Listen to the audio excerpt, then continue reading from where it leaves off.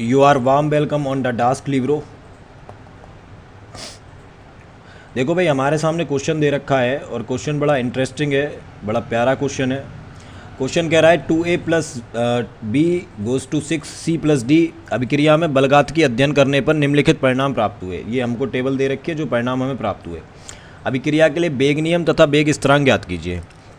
अब देखो, ये जो डाटा वाले क्वेश्चंस आते हैं बड़े इजी होते हैं और इनको करना बड़ा इजी होता है।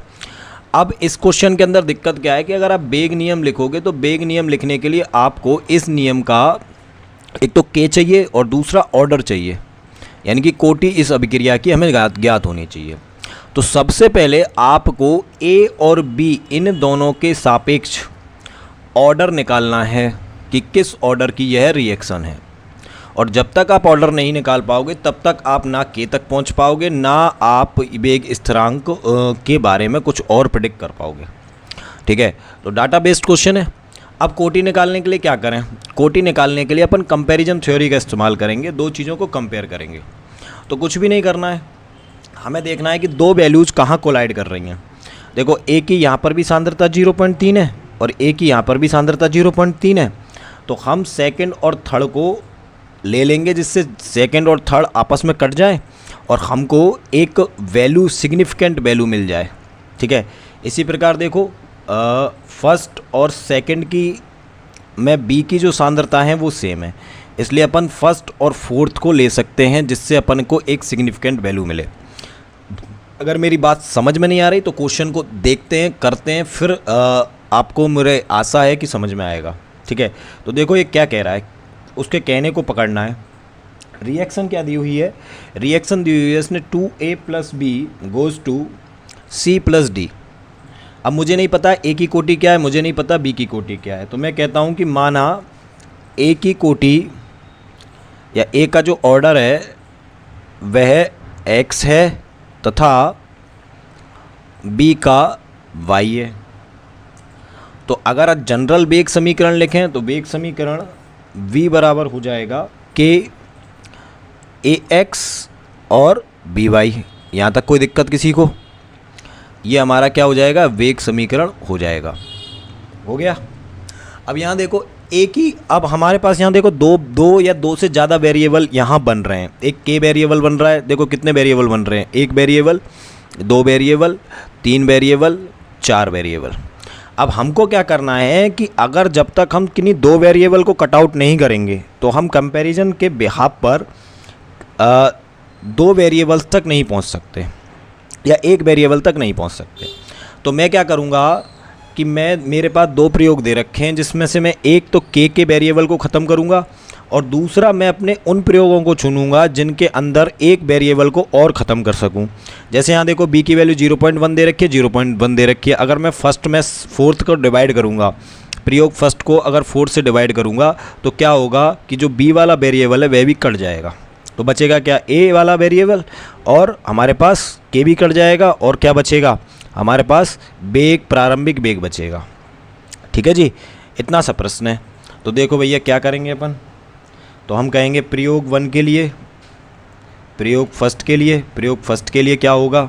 b का वैल्यू, तो b फर्स्ट बराबर हो गया k 0.1 x 0.1 y equal to 6.0 into 10 to the power -3।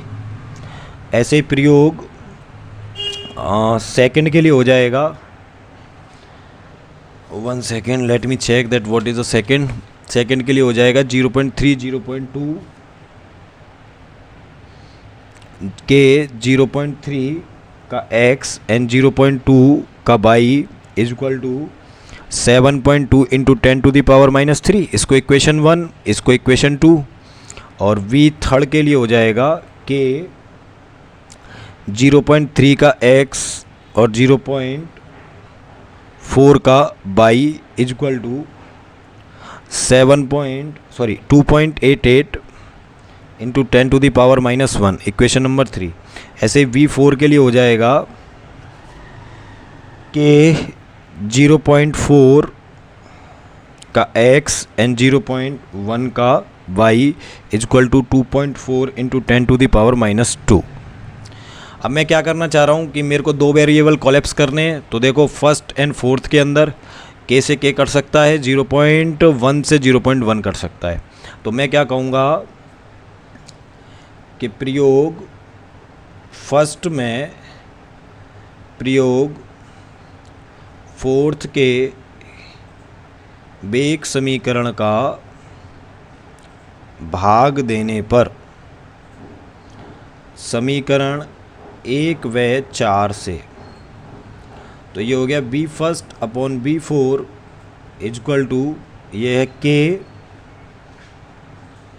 बोलो भाई क्या है, के 0.1 की पावर x और 0.1 की पावर y अपॉन के 0.4 की पावर x एंड 0.1 की power y is equal to 6.0 into 10 to the power -3 upon 2.4 into 10 to the power -2।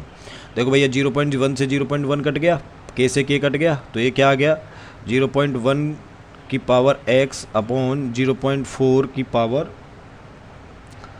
x equal to, इसको डिवाइड करो, पॉइंट से पॉइंट हट गया और ये 10 की पावर 2 है तो ऊपर जा कर के नहीं +2 हो जाएगा, तो ये बचा 10 की पावर 1, तो ये हो गया आपका 60,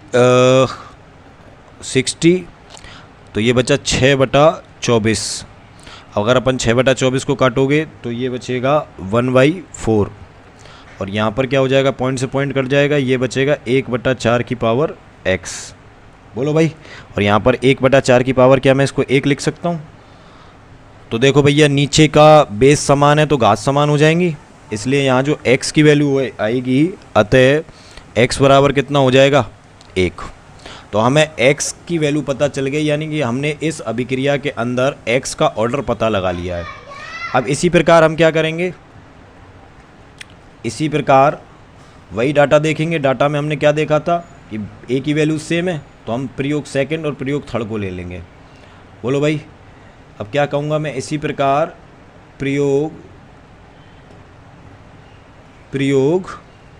थर्ड व सेकंड के लिए, ठीक है, प्रयोग थर्ड व सेकंड के लिए, अतः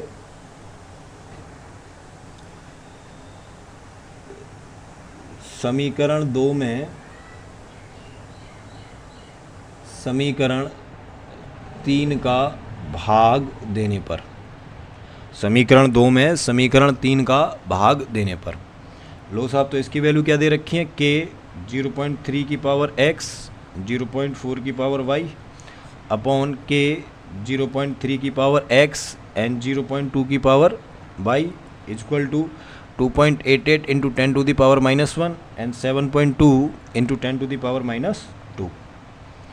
बोलो भाई, तो यहाँ से जब अपन इसको काटेंगे तो इसका आंसर आएगा 4, और यहाँ देखो के से के कट गया और 0.3 से 0.3 कट गया, और ये क्या बचा, पॉइंट का मैं भाग दूंगा तो इसका आएगा 2 की पावर y। बोलो भाई, तो मैं क्या इसको ऐसे लिख सकता हूँ 2 की पावर 2, तो नीचे बेस समान है तो घात भी समान हो जाएंगे, इसलिए y बराबर कितना आ गया 2। तो हमको दोनों की कोटीज पता चल गई। तो अतः x बराबर 1 व y बराबर 2। तो इसका क्या करें, वेग समीकरण क्या होगा, अतः वेग समीकरण होगा v बराबर के a1 एंड b की जो ऑर्डर होगा 2, तो इसको अपन लिख सकते हैं के a और b 2। बोलो भैया, यही हमारा वेग समीकरण होगा। अब ये क्या कह रहा है, दूसरा ये कह रहा है कि भाई साहब आप क्या करो, दूसरा प्रश्न में क्या पूछा है, वेग स्थिरांक का मान ज्ञात करो। बोलो भैया, किसका मान ज्ञात करो, वेग स्थिरांक का मान ज्ञात करो। तो अपन प्रयोग नंबर कौन सा लें, पहला प्रयोग ले लें। यहाँ देखो भैया, v की वैल्यू दे रखी है, a की वैल्यू दे रखी है, b की वैल्यू दे रखी है, और यहाँ वेग की वैल्यू दे रखी है। तो लो साहब क्या लिखें अपन, अतः समीकरण 1 से मान रखने पर, तो v इजक्वल टू के a b का घात 2, इसको समीकरण नंबर 6 कह दो।